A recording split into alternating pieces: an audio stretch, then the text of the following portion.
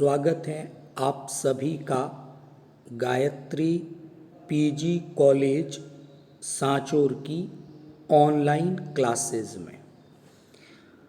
Dear student, आज जो topic हम लोग डिस्कस कर रहे हैं वो प्लासेंटा का 4th पार्ट है। इससे पहले इस टॉपिक के 3 पार्ट हमने और डिस्कस किए थे और उन पार्ट में हमने ऐसा डिस्कस किया था कि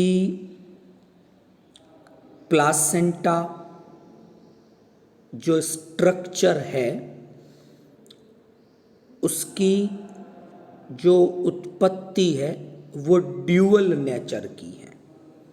उसका कुछ हिस्सा मैटरनल मात्र ऊतकों से बनता है और कुछ हिस्सा जो उसका है वो फीटल टिश्यू से भ्रूणीय ऊतकों से बनता है।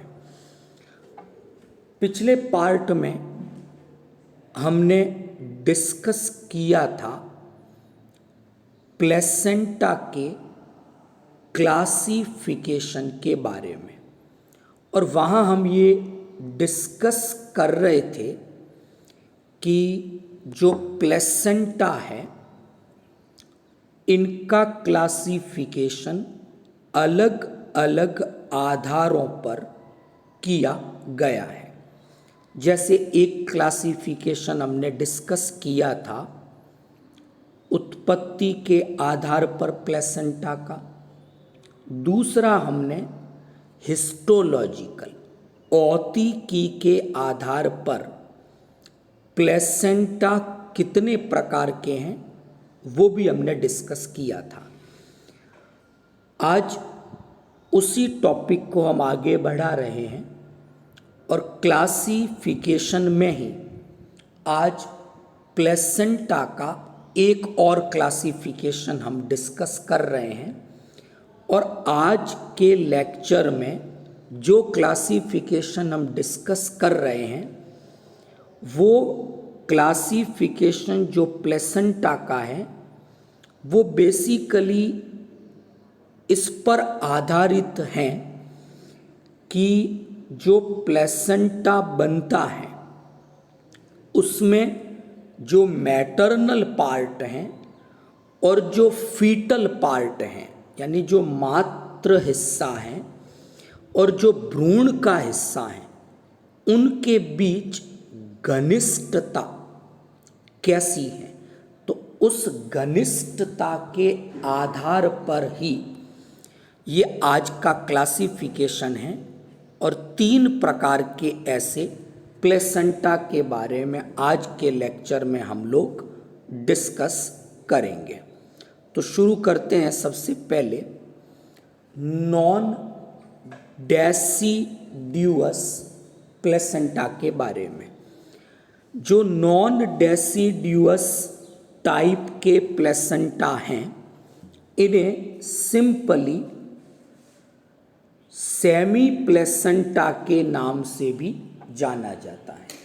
तो जो नॉन डेसिड्यूअस प्लेसेंटा हैं जो हमारी पहली कैटेगरी है, इन प्लेसेंटा को सेमी प्लेसेंटा नाम दिया गया है। अभी हम डिस्कस करेंगे कि इस टाइप के प्लेसेंटा किस प्रकार के हैं और कैसी घनिष्ठता है इस बारे में हम डिस्कस करेंगे। ओके, पहली सबसे बात, आप सब इम्प्लांटेशन के बारे में जानते हो। क्या होता है मैमल्स में कि जो ब्लास्टूला स्टेज है जिसे हम ब्लास्टोसिस्ट हिंदी में कोरक पुटी अवस्था कहते हैं, और होता क्या है उस ब्लास्टूला स्टेज में ये ब्लास्टूला यूटेरस में पहुंचता है और वहाँ जाकर वो एक संबंध गर्भाशय की जो एंडोमेट्रियम है, सबसे अंदर वाली जो लेयर है, उसके साथ एक संबंध स्थापित करता है। इसको हम कहते हैं इम्प्लांटेशन। हिंदी में ये क्रिया आरोपण कहलाती है। तो मैमल्स में ये जो आरोपण है वो सुपरफिशियल प्रकार का होता है। हिंदी में इसे कहेंगे सतही आरोपण। क्या होता है इस प्रकार के आरोपण में कि जो ब्लास्टोसिस्ट है, ब्लास्टूला, वो यूटेरस की कैविटी में जाती है और यूटेरस की एंडोमेट्रियम के कांटेक्ट में आ जाती है। अब इस समय क्या होता है कि जो ब्लास्टोसिस्ट की जो सरफेस है, from the surface of blastocyst कुछ फिंगर लाइक आउट ग्रोथ वहाँ से बनती हैं और ये फिंगर लाइक आउट ग्रोथ उस गर्भाशय की एंडोमेट्रियम में कुछ गड्ढे बने हुए हैं, उनमें जाकर धंस जाती है। तो ये जो आउट ग्रोथ बनाई है एक्चुअल में, ये जो ब्लास्टोसिस्ट, जो ब्लास्टूला है, उसके चारों ओर एक फ्लैट सेल्स का एक लेयर है जिनको ट्रोफोएक्टोडर्म या ट्रोफोप्लास्ट कहा जाता है। उनके द्वारा ये जो फिंगर लाइक आउट ग्रोथ्स हैं वो बनाई जाती है। तो इनिशियली क्या होता है कि ये ट्रोफोएक्टोडर्म या जो ट्रोफोब्लास्ट है वो यूटेरस की एंडोमेट्रियम में जो डिप्रेशंस, जो गड्ढे बने हुए हैं, उनमें जाके धंसती है या उनके साथ एक संबंध बनाती है। बाद में कुछ कनेक्टिव टिश्यू, ब्लड वेसल्स, वो भी इन आउट ग्रोथ में सम्मिलित हो जाती है, या ऐसा कहें कि ये आउट ग्रोथ बाद में ब्लड वेसल, कनेक्टिव टिश्यू, उनको भी पार कर देगी। तो इनिशियली तो वो केवल एंडोमेट्रियम तक थी, उसके बाद कनेक्टिव टिश्यू और ब्लड वेसल्स भी उसमें आ जाएंगे। ये जो आउट ग्रोथ्स हैं इनको कोरियोनिक विलाई नाम दिया गया है। तो इनिशियली बात क्या है कि आरोपण के समय कोरियोनिक विलाई बने, और ये कोरियोनिक जो विलाई हैं ये एक्चुअल में बने हुए इनिशियली तो है ट्रोफोएक्टोडर्म से, जो ब्लास्टोसिस्ट के चारों ओर चपटी कोशिकाएं थी उससे। बाद में इनके निर्माण में कनेक्टिव टिश्यू, ब्लड वेसल्स, ये सब आ जाएगी। ओके, तो ये जो कोरियोनिक विलाई हैं ये जाकर उन डिप्रेशंस में धंस जाते हैं या एक संबंध स्थापित करते हैं। इस प्रकार ये सुपरफिशियल सतही आरोपण की मैंने बात की। अब आगे तो क्या होगा ऐसी कंडीशन में कि जब बर्थ होगी, इस प्रोसेस को हम कहते हैं पार्चुरेशन, शिशु के जन्म की प्रक्रिया। तो उस समय क्या देखते हैं अपन कि प्लेसेंटा जो है, वो प्लेसेंटा में क्या होता है कि जो फीटस जो था गर्भाशय के अंदर जो डेवलप हो रहा था, वो फीटस यानी गर्भ अब क्या करता है, और उसकी जितनी भी मेम्ब्रेन्स हैं वो मदर की बॉडी से सेपरेट होती हैं। तो इस समय क्या होगा कि जो कोरियोनिक विलाई है जिसकी हम बात कर रहे थे, जो एंडोमेट्रियम में धंसे हुए हैं, वो उन डिप्रेशन से बाहर निकलेंगे। यूटेरस से या यूटेरस की एंडोमेट्रियम से कोरियोनिक विलाई बाहर आएंगे और इस प्रकार मैटरनल और फीटल यानी भ्रूण का हिस्सा और मदर के जो ऊतक हैं वो एक दूसरे से अलग होंगे। लेकिन इस समय ब्लीडिंग किसी भी प्रकार की नहीं होगी। क्यों नहीं हुई? क्योंकि ब्लीडिंग इसलिए नहीं हुई इस समय क्योंकि केवल कोरियोनिक विलाई बाहर आई और वो भी एंडोमेट्रियम के डिप्रेशन से बाहर आई। इसलिए इस प्लेसेंटा को नॉन डेसिडुअस या इस प्लेसेंटा को हम सेमी प्लेसेंटा कहते हैं क्योंकि जो कोरियोनिक विलाई थे वो एंडोमेट्रियम तक ही हैं, यानी उसके साथ पूरी तरह से फ्यूज नहीं हुए, इसलिए ब्लीडिंग नहीं हुई। इसलिए इस टाइप के प्लेसेंटा को सेमी प्लेसेंटा के नाम से जानते हैं। क्लियर? अब बात करते हैं इस तरह का प्लेसेंटा आपको पिग्स के अंदर, जो भी कैटल्स हैं उनके अंदर इस तरह का प्लेसेंटा आपको दिखाई देता है। दूसरे टाइप के प्लेसेंटा की बात करें वो है डेसिड्यूअस प्लेसेंटा। ये एक्चुअल में ट्रू प्लेसेंटा है। क्या है वहाँ पर कि अब मैटरनल और फीटल टिश्यू के बीच में जो घनिष्ठता थी वो इंक्रीज हो गई।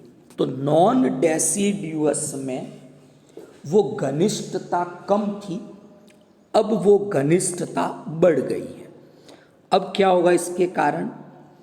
तो जो भ्रूण के ऊतक थे वो यूटेराइन वाल को पेनेट्रेट कर देते। पहले तो हमने कहा था कि वो केवल डिप्रेशंस में थे। हमने डिस्कस किया था कि जो कोरियोनिक विलाई थे, इसमें डिस्कस कर रहे थे हम, that chorionic villi only present in the depressions of endometrium, कि जो यूटेरस की वाल थी इनर लेयर, उसमें कुछ गड्ढे नुमा संरचनाएं थी। तो कोरियोनिक विलाई केवल इन गड्ढों में ही प्रेजेंट थे। इसलिए जब पार्चुरेशन बर्थ हुआ तो किसी भी प्रकार की ब्लीडिंग की कोई प्रोसेस नहीं हुई, इसलिए उसको सेमी प्लेसेंटा या नॉन डेसिड्यूअस प्लेसेंटा कहा। लेकिन जो अभी मैं बात कर रहा हूँ उसमें स्ट्रेंथ, जो घनिष्ठता थी, इंटेमेसी थी, वो बढ़ गई है। तो क्या हुआ इस समय कि जो कोरियोनिक विलाई इस कंडीशन में है वो यूटेराइन की वाल को पेनेट्रेट करते थे, यानी वो अब अंदर पहुंच गए हैं, अब उन गड्ढों में नहीं है, उन्होंने गर्भाशय की भित्ति को भेद दिया है। तो क्या होगा इस कंडीशन में कि जो कोरियोनिक विलाई हैं वो यूटेराइन की म्यूकोसा के साथ फ्यूज हो गए, and that kind of placenta is called true placenta. तो ये ट्रू प्लेसेंटा की बात की, और ट्रू प्लेसेंटा में हमें डिस्कस किया कि जो ट्रू प्लेसेंटा है उसमें घनिष्ठता बढ़ गई है और कोरियोनिक विलाई गर्भाशय की भित्ति को भेद कर उसके भीतर पहुंच गए, उसके साथ फ्यूज हो गए हैं। तो ऐसी कंडीशन में जब पार्चुरेशन की प्रोसेस होगी, बर्थ होगा, तो उस समय यूटेरस जो हैं उससे ब्लीडिंग होगी, उसके टिश्यू इंजर्ड होंगे, और इनको हम यूटेरस टीयर्स के नाम से भी जानते हैं, इस ब्लीडिंग को। और ये प्लेसेंटा हमको जो यूथीरियन मैमल्स हैं, हायर यूथीरियन मैमल्स, उनमें इस टाइप का प्लेसेंटा हमें दिखाई देता है। ह्यूमन का एग्जाम्पल ले सकते हो। तो नॉन डेसिड्यूअस हो गया, दूसरा हमने डिस्कस किया डेसिड्यूअस प्लेसेंटा। तो बहुत छोटा सा डिफरेंस है दोनों में। नॉन डेसिड्यूअस टाइप का जो प्लेसेंटा है उसमें मदर के टिश्यू और जो फीटल टिश्यू हैं इनके बीच घनिष्ठता कम होती है, जबकि जो डेसिड्यूअस प्लेसेंटा हैं उनमें मदर के टिश्यू में और फीटस के टिश्यू में घनिष्ठता ज़्यादा होती है। नॉन डेसिड्यूअस को सेमी प्लेसेंटा कहा है, जबकि डेसिड्यूअस को हम ट्रू प्लेसेंटा के नाम से जानते हैं। नॉन डेसिड्यूअस में कोरियोनिक विलाई केवल यूटेरस की वाल में जो डिप्रेशन से, जो गड्ढे हैं, उसी में जाकर प्रेजेंट रहती हैं, इसलिए ब्लीडिंग नहीं होती बर्थ के टाइम पर। लेकिन जो डेसिड्यूअस प्लेसेंटा हैं उनमें क्या कंडीशन है कि डेसिड्यूअस प्लेसेंटा में वहाँ पर जो कोरियोनिक विलाई है वो यूटेरस की जो वाल है उसको पेनेट्रेट कर लेते हैं और म्यूकोसा तक पहुंच जाते हैं, इसलिए ब्लीडिंग होती है पार्चुरेशन के समय। क्लियर। अब बात की हमने ये दो टाइप के प्लेसेंटा की। नेक्स्ट बात कर रहे तीसरे टाइप के प्लेसेंटा, ये कॉन्ट्राडेसिड्यूअस प्लेसेंटा। इस तरह के प्लेसेंटा मोल्स में पाए जाते हैं। ये डेसिड्यूअस का ही मॉडिफिकेशन है। इसमें क्या होता है कि मैटरनल टिश्यू का लॉस तो हुआ, जो फीटल पोर्शन है वो भी अंदर ही रह जाएगा, यानी मैटरनल टिश्यू और जो फीटल पार्ट है प्लेसेंटा का, भ्रूण वाला जो हिस्सा है वो गर्भाशय में ही रह जाएगा, जिसे बाद में जो यूटेरस की ल्यूकोसाइट्स हैं वो उन्हें अब्जॉर्ब कर देती है, डिजेनरेट कर देती है। तो इस प्रकार के प्लेसेंटा मोल में प्रेजेंट है। ये डेसिड्यूअस का ही मॉडिफिकेशन है। और इसमें हमने एक चीज़ डिस्कस की कि इस प्रकार के प्लेसेंटा के अंदर फीटल और मैटरनल दोनों ही हिस्से जो हैं प्लेसेंटा के वो डिस्ट्रॉय होते हैं, लेकिन वो गर्भाशय में ही रह जाते हैं, जहाँ से उन्हें बाद में गर्भाशय की ल्यूकोसाइट्स डिस्ट्रॉय कर देती हैं। अब हम जो एक क्लासिफिकेशन और पढ़ रहे हैं, ये जो क्लासिफिकेशन हम सेकंड डिस्कस कर रहे हैं, ये क्लासिफिकेशन जो कोरियोनिक विलाई है, जो प्लेसेंटा निर्माण में पार्टिसिपेट करते हैं, उनका वितरण कैसा है, उनका डिस्ट्रीब्यूशन कैसा है, उसके बेसिस पर हम ये क्लासिफिकेशन पढ़ रहे हैं। पहले प्रकार का है डिफ्यूज प्लेसेंटा, विसरित प्लेसेंटा। अगर मैं इसको डिस्कस करूं घनिष्ठता के आधार पर, तो जो डिफ्यूज प्लेसेंटा है वो हमेशा नॉन डेसिड्यूअस प्लेसेंटा होगा।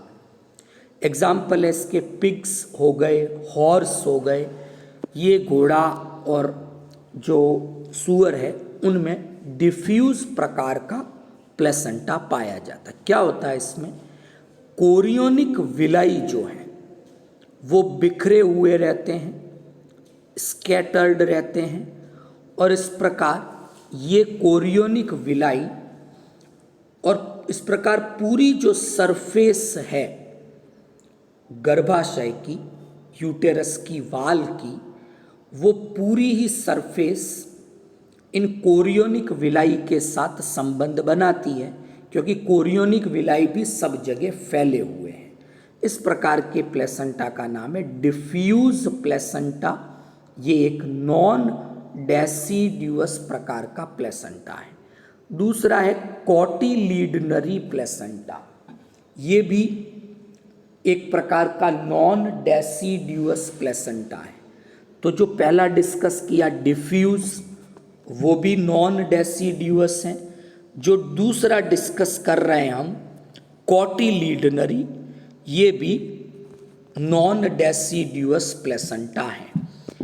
इसमें क्या होता है कि कोरियोनिक विलाई स्कैटर्ड, यानी इक्वली स्कैटर्ड नहीं है, कुछ पैचेस में प्रेजेंट है। अगर हम डायग्राम देखें तो यहाँ इस डायग्राम में आपको दिख रहा होगा कि ये सभी जगह फैले हुए हैं, लेकिन इस दूसरे डायग्राम में जब हम देखते हैं तो ये सभी जो प्लेसेंटा हैं ये फैले हुए नहीं हैं, कुछ पर्टिकुलर पैचेस ये बनाते हैं।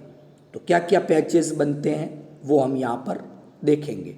तो पहले वाले में प्लेसेंटा सब जगह फैले हुए हैं,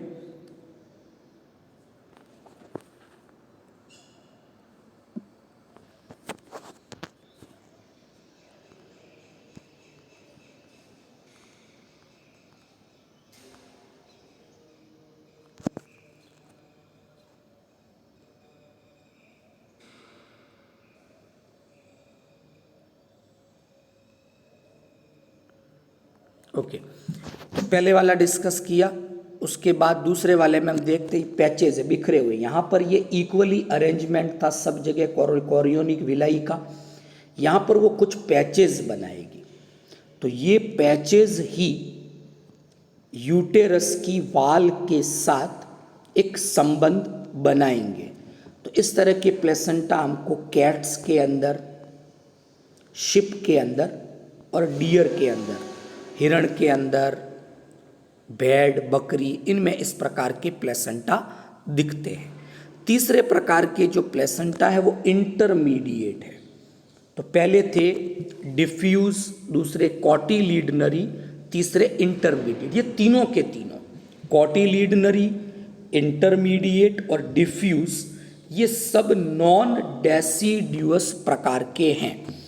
यहाँ पर क्या होता है कि जो कोरियोनिक विलाई है कॉटिलिडन्स में, वो फ्री हैं, they are arrange in cotyledons. ये कॉटिलिडन्स की फॉर्म में अरेंज तो हैं लेकिन साथ में स्कैटर्ड भी हैं। तो दोनों टाइप का अरेंजमेंट्स यहाँ पर पाया जाता है, इसलिए इनको इंटरमीडिएट टाइप के प्लेसेंटा के नाम से जानते हैं। तो कैमल में, जिराफ में इस प्रकार के प्लेसेंटा हमें दिखाई देते हैं। अब मैं बात कर रहा हूँ फिर एक प्लेसेंटा की जो है जॉनरी प्लेसेंटा। ये डेसिड्यूअस प्रकार का है, यानी घनिष्ठता के आधार पे ये प्लेसेंटा डेसिड्यूअस हैं। इसमें जो कोरियोनिक विलाई बनती है वो एक बेल्ट बनाती है, दिख रहा होगा आपको। तो वहाँ एक में डिफ्यूज थे, इक्वली डिस्ट्रीब्यूटेड, दूसरे में हमने कहा था कि वो स्कैटर्ड रहते हैं, तीसरे में वो कॉटिलिडन प्लस स्कैटर्ड, इसलिए इंटरमीडिएट थे।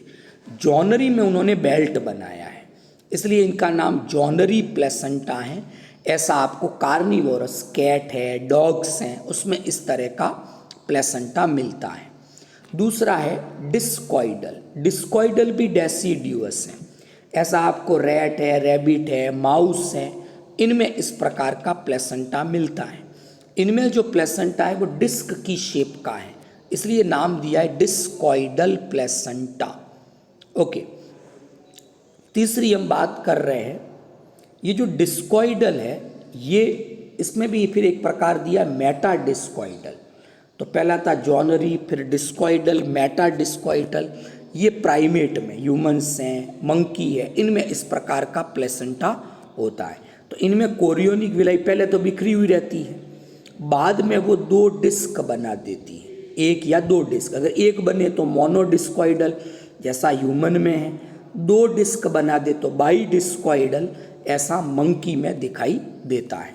तो आज हमने डिस्कस किया प्लेसेंटा के बारे में, और आज ये प्लेसेंटा का 4th पार्ट था। और इस 4th पार्ट में हम लोगों ने प्लेसेंटा के 2 क्लासिफिकेशन डिस्कस किए हैं, जिसमें से एक क्लासिफिकेशन जो है वो तो है अपना घनिष्ठता के आधार पर, कि जब प्लेसेंटा बनता है तो मैटरनल टिश्यू यानी मैटरनल पार्ट भी है उसमें, और फीटल पार्ट यानी भ्रूण का भी हिस्सा है उसमें। तो भ्रूण कोरियोनिक विलाई बनाता है, और फिर वो कोरियोनिक विलाई यूटेरस की वाल में धसे रहते हैं। तो उनके बीच घनिष्ठता कैसी है, इस आधार पे हमने डिस्कस किया कि प्लेसेंटा 3 टाइप के थे। फर्स्ट टाइप हमने डिस्कस किया था नॉन डेसिड्यूअस प्लेसेंटा, दूसरा हमने डिस्कस किया था डेसिड्यूअस प्लेसेंटा, और तीसरा डिस्कस किया था कॉन्ट्रा प्लेसेंटा। इन 3 के बारे में हमने डिस्कस किया था। कॉन्ट्रा डेसिड्यूअस प्लेसेंटा, तीनों के एग्जाम्पल डिस्कस किए। फिर दूसरा मैंने डिस्कस किया था कि जो प्लेसेंटा डेवलपमेंट के समय कोरियोनिक विलाई बनते हैं उनका डिस्ट्रीब्यूशन कैसा है। तो उस बेसिस पर प्लेसेंटा डिफ्यूज हो सकते हैं, स्कैटर्ड हो सकते हैं, इंटरमीडिएट हो सकते हैं, जॉनरी हो सकते हैं, कॉटिलिडनरी हो सकते हैं, और डिस्कॉइडल प्रकार के हो सकते हैं। तो आज हमने प्लेसेंटा के 4th पार्ट में प्लेसेंटा के 2 क्लासिफिकेशन डिस्कस किए। आई होप आज का जो लेक्चर है आपको बहुत इजी वे में समझ में आ गया होगा। कल हम डिस्कस करेंगे प्लेसेंटा के फंक्शंस के बारे में और उसके बाद फिर एक नए टॉपिक के साथ फिर मिलेंगे। थैंक यू, बहुत बहुत धन्यवाद आप सभी का।